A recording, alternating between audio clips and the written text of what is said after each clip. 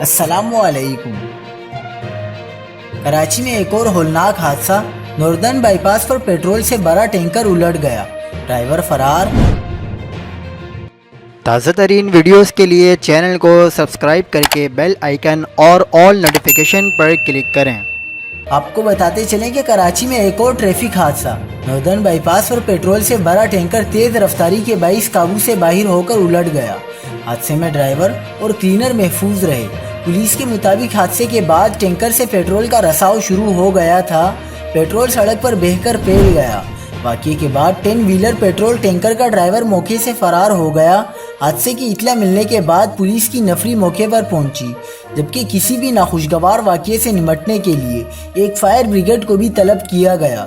Police کے مطابق tanker کے فرار ڈرائیور کی تلاش جاری ہے، تاہم واقعے میں کسی جانی نقصان کی اطلاع نہیں ملی۔ مزید خبروں کے لیے دیکھتے رہیے حق پاکستان نیوز۔